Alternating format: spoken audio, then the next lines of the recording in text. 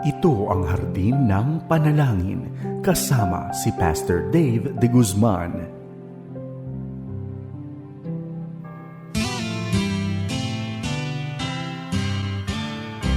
May harding mapananalanginan, doon si Jesus naghihintay. O kay inam ng panalangin ang hardin, doon kay gandang manalangin. Tayong natulog sa luklukan ng Diyos sa hardin ng pananalangin. Isang magandang umaga sa iyo, kaibigan. Kamusta ka na? Naway nasa mabuti kang kalagayan, maging ang iyong mga mahal sa buhay. Walang masyadong alalahanin sa kanilang kalusugan. Sa umagang ito, sa ating namang pagdulog sa salita ng Diyos, sa ating pag-aaralan, tayo ngayon ay nasa Kabanata 12 na sa aklat ni Marcos. At tutunghayan natin ang sinabi ng ating Panginoon, give to Caesar what is due to Caesar, and to God what is due God. Titignan natin kung ano ang aral na makukuha natin dito. Kasi nagtanong yung mga Pariseo sa ating Panginoon at ganito ang kanyang naging tugon. Bago natin tunghayan ang salita ng Diyos, tayo muna ay manalangin. Ama namin sa langit, marami pong salamat muli sa panibagong buhay at pag-asa na inyo pong ipinagkaloob sa amin. Sa amin pong pagdulog naman sa inyong salita, sa marami pong kapamaraanan, kami po ay pagpalain mo. Pagkalooban mo kami ng karunungan. At ngayon pa lamang, nag-aalay na kami ng pasasalamat sa pangalan ni Jesus. Amen.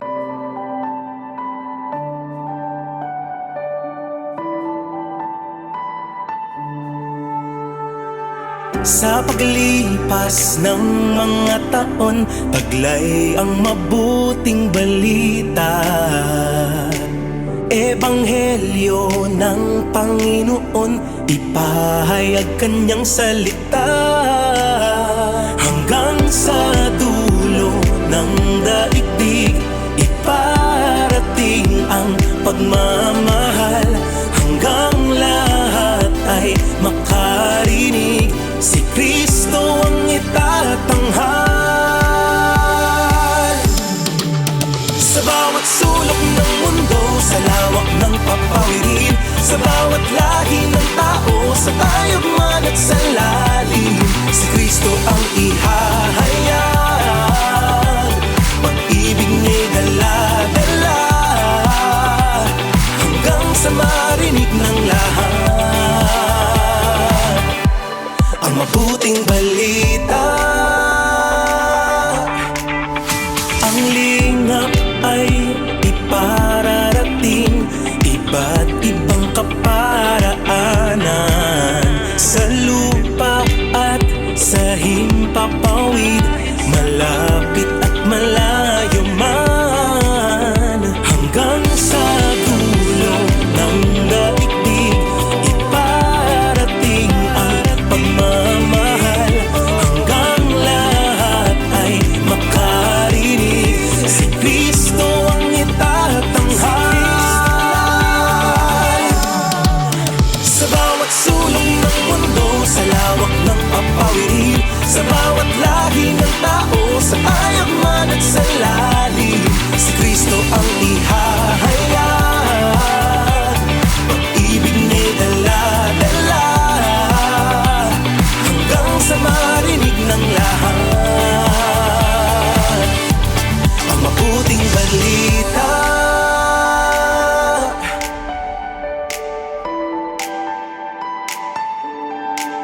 Until all have heard His story, until all have seen His glory, to each corner of the world will proclaim His living word.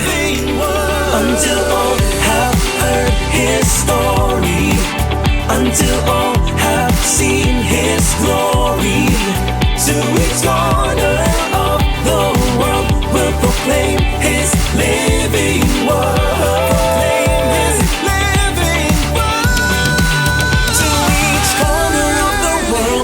beyond what eyes can see. To all peoples of the earth, through the land, the sky, the sea.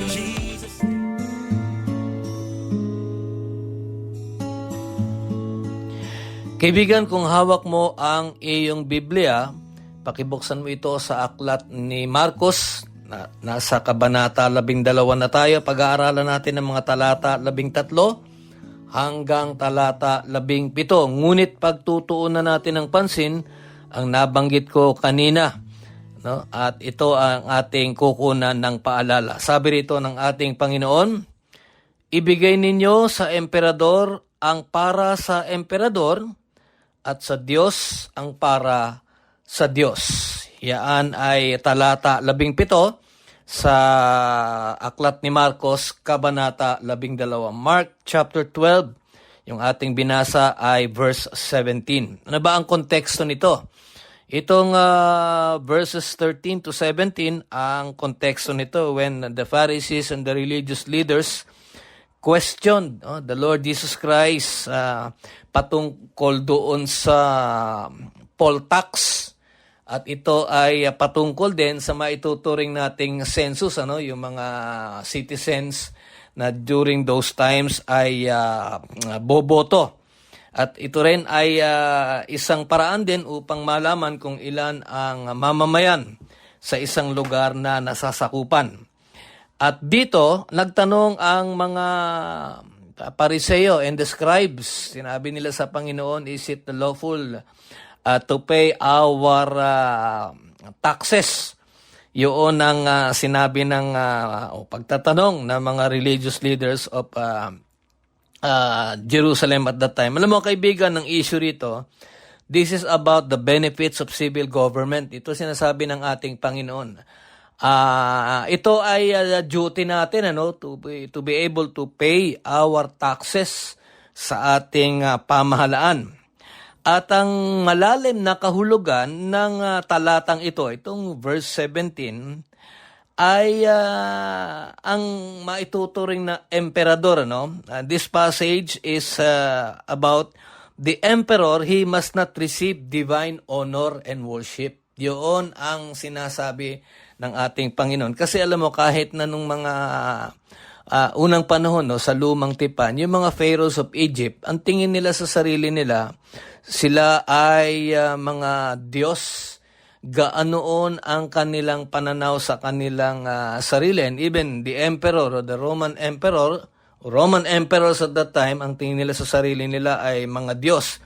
At nais nga nila na sila ay sinasamba ng mga kanilang mga mamamayan, the citizens. At dito sinasabi ng Panginoon na kung ano yung due lamang kay Caesar, yun ang ibigay na sa kanya. Hindi kinakailangan siya ay sambahin. He must not receive divine honor and worship. Kasi ganun ang hinihingi itong mga pharaohs and even the emperors of Rome at that time. Alam mo, kaibigan, sinasabi lang ng ating Panginoon na meron tayong tungkulin sa ating pamahalaan that the Lord God instituted. Alam naman natin yan, for order. At maging doon sa sulat ni Pablo sa mga mananampalataya sa Roma, ang utos doon is we need to submit to the government.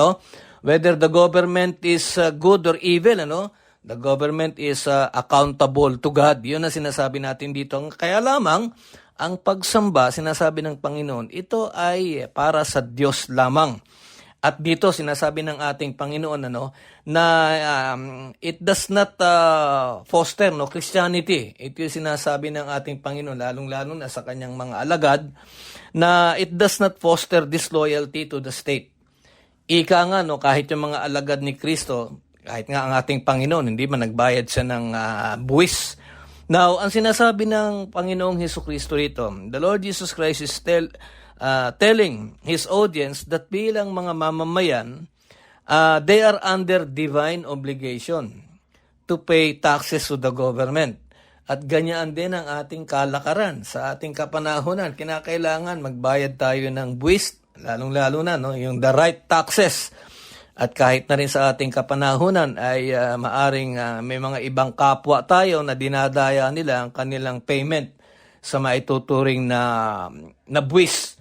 Ngunit dito sinasabi ng ating Panginoon na siya ang nag-institute ng pamahalaan, ng government. So, obey the government, submit to the government.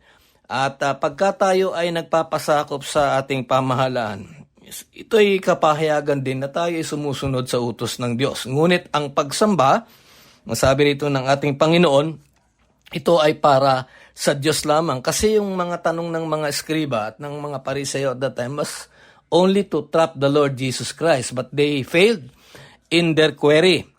Alam mo kaibigan, tayo kuminsan we forget to honor or glorify God in our lives. Yan yun no? At when we fail to do that, ang ating duties sa ating Panginoon na higit sa lahat, pagka tayo ay hindi sumusunod sa mga panuntunan ng Panginoong Diyos, and when we fail to do that, to honor Him and to glorify our God in our lives, definitely, ganun din ang gagawin natin sa pamahalaan. So, pagka tayo sumusunod sa ating Panginoon, yung kanyang panuntunan, ito ay isinasapamuhay din naman natin at hindi malayo.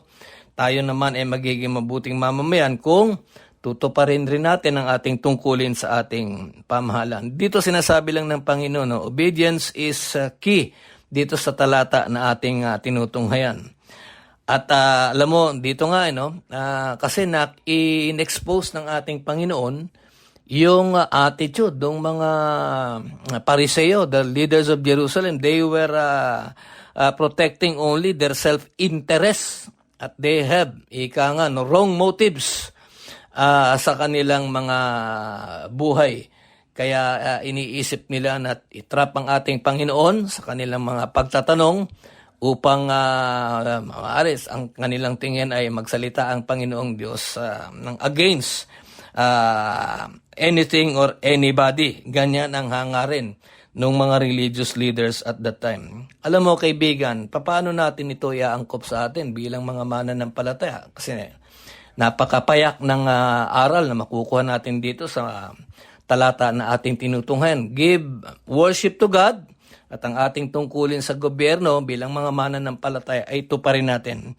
Alam mo kaibigan, bilang mga mananampalataya, tayo ay pinaaalalahanan na we bear God's image. Ayan, nananahan sa atin ng banal na espiritu at tayo nga ay bahagi ng sambahayan ng mga mananampalataya. We need to live lives that are holy because we bear God's image. We belong to God and worship is only for Him. Yan ang sinasabi natin dito. Hindi natin sasambahin ng kung sino-sino, kaya lang during their time, maski yung mga emperors, kahit na yung mga pharaohs of Egypt, ganun ang kanilang tingin sa sarili nila, mga Diyos. Kaya ninanais nila ang pagsamba ng kanilang mga mamamayan. Bilang mga mananampalataya naman, tandaan natin ang pagsamba ito ay para sa ating Panginoong Diyos lamang.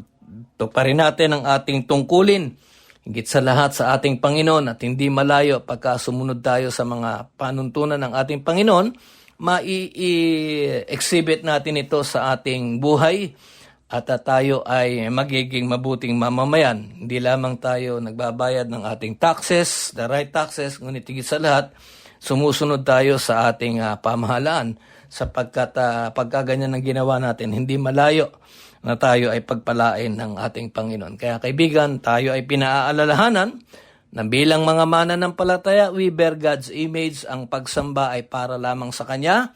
Meron tayong tungkulin sa Kanya at meron din tayong tungkulin sa ating pamahalaan at sa ating kapwa.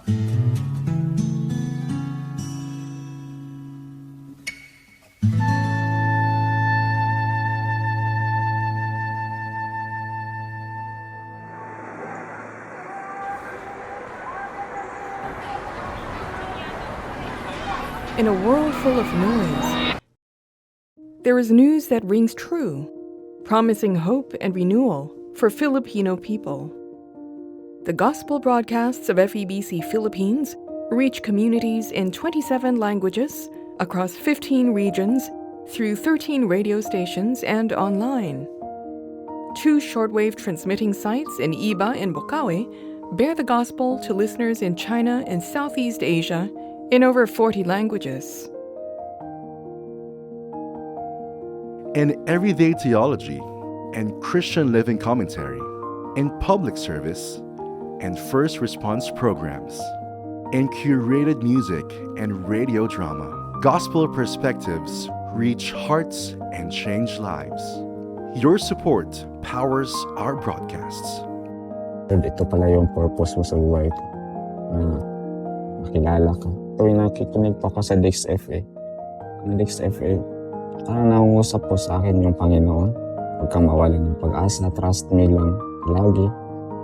Isa po akong OFW. Sa ibang bansa po, mahirap po talaga yung buhay na mag-isa lang ako. Parang may kulang. So ito pong istasyon na ito ay nakakatulong po talaga para yung mga tao na kailangan pa talagang ma-reach out po, lalo po sa mga taong hindi pa nakakikilala sa atin, Panginoon. Our work takes us beyond the studio into the midst of our radio communities, there to strengthen them with bonds of love, truth, and shared growth. Your support builds these bridges. Ako po si Dato Manong Abag Maulano na isang radio community talent ng Barangay Bito, Dato Quindiso at Maguindanao del Norte. Nakakatulong din sa akin ang Radio Gandingan dahil marami akong natutunan katulad ng mga seminar, interview at mga iba pang training at natuto din akong gumagawa ng script at community news. At meron din silang naitulong sa aming community tulad ng mga makinarya at iba pang pangangailangan ng aming community. Lalo na kung may darating na kalamidad ay nandyan sila upang tulungan ang mga taong nangailangan ng tulong hindi lang sa aming lugar pati na rin sa ibang lugar. In times of calamity, we step in to provide vital communication services and even more vital lifelines of counsel and gospel hope. Your support gives aid. Kami po talaga ay sanay na nakikinig sa radyo. Ano po, sinusundan namin yung balita. Sabi ko, i-open kaya natin kung mayroon ng station. Naghahanap kami ng station, wala talaga. Lumabas yung sa inyo na 98.5 FEBC. Narinig ko nga doon First Response Care The Way Radio. Sabi ko parang hanggaan sa ano ko yan. Hanggang narinig ko nga may mga Christian song, tuwang-tuwa ako. Sabi ko, lakasan mo. Sabi ko sa aking may bahay. So, yun, narinig na nga po namin. Tapos, quote kayo ng Word of God. Talagang very comforting. Kailangan namin yun sa panahon ngayon. Filipinos need Christ's gospel everywhere, every day. Whom will you help us reach?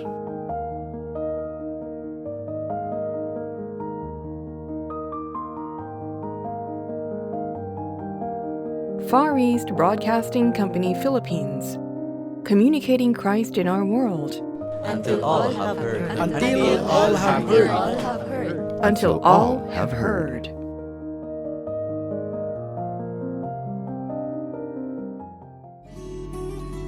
Ating ilapit sa Panginoon ang mga kahilingan ng ating mga tagapagtangkilik at mga kaagapay sa ministeryo ng FEBC.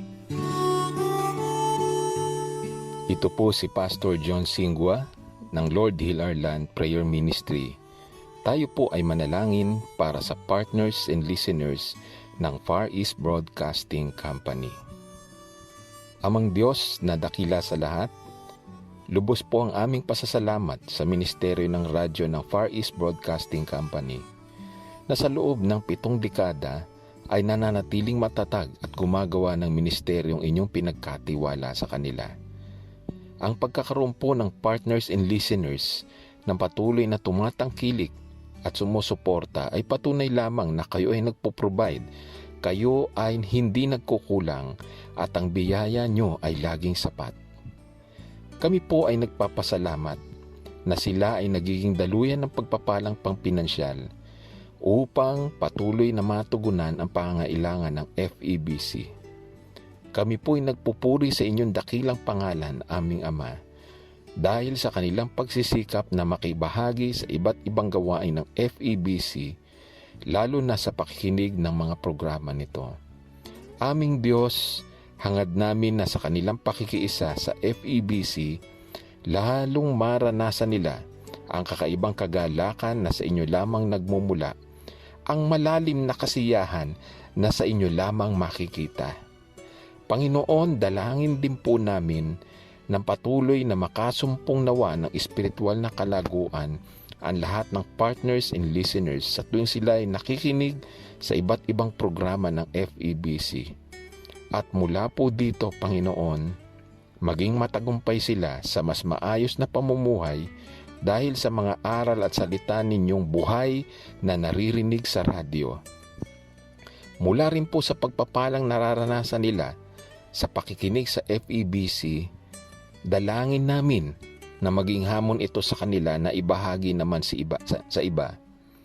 Nang inyong mga salita ay patuloy na naibabahagi sa sinumang mga taong kanilang nakakaharap, na ang lahat ng kanilang naririnig sa FEBC, na ang lahat ng programa ng FEBC ay kanilang naibabahagi.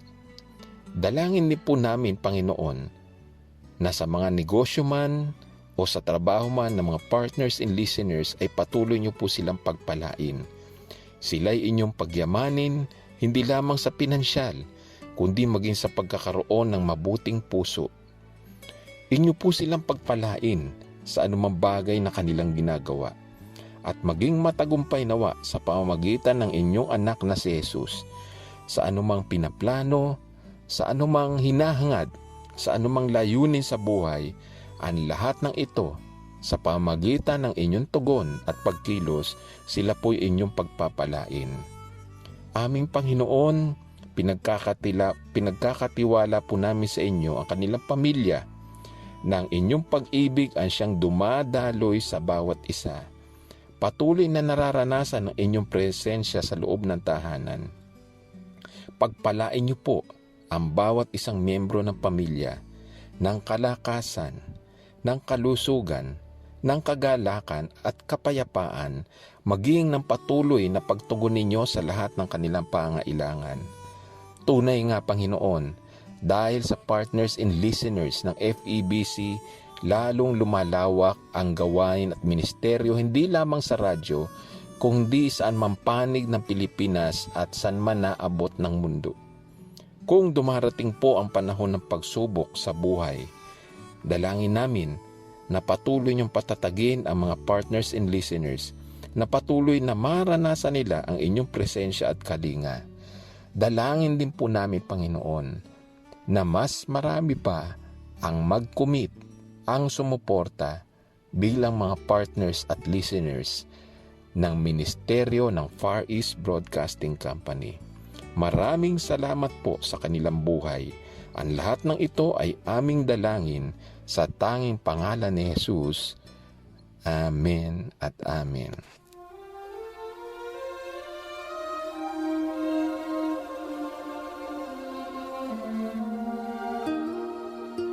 Tunay nga na napakaganda ng paalala para sa atin at ito ay marami tayong aral na makukuha rito, no? About worship, about obedience and living a life that is holy. Yaan ang mga aral na makukuha natin dito sa nag-iisang talata 17 sa kabanata 12 sa aklat ni Marcos. Kung tayo lamang ay susunod sa panuntunan ng ating Panginoon, magiging magandang patotoo tayo, hindi lamang bilang mga mananampalataya na isusulong pa natin ang nais ng Diyos upang tayo ay maging mabisa rin sa kapahayagan para sa biyaya ng kaligtasan na dapat ay malaman ng ating kapwa. Ama namin sa langit, marami pong salamat sa inyong paalala. Naway tumimo ito sa aming puso't isipan ng aming pong maisapamuhay. Tanggapin mo ang aming pasasalamat sa pangalan ni Jesus. Amen.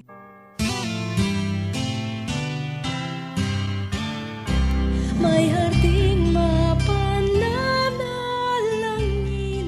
Kaibigan, bukas ako ay muling nag-aanyaya sa iyo upang ako ay iyong samahan dito sa ating programang Hardin ng Panalangin. Maganda ang aral, maganda ang mga paalala, kaya't bukas inaanyayahan kita, samahan mo akong muli dito sa ating programang Hardin ng Panalangin. Tandaan mo, huwag mong kalilimutan, simulan mo ang araw sa panalangin puspos. Ito'y magtatapos, pinupuri mo ang Panginoong Diyos. Ako po, si Pastor Dave de Guzman. Ay sarap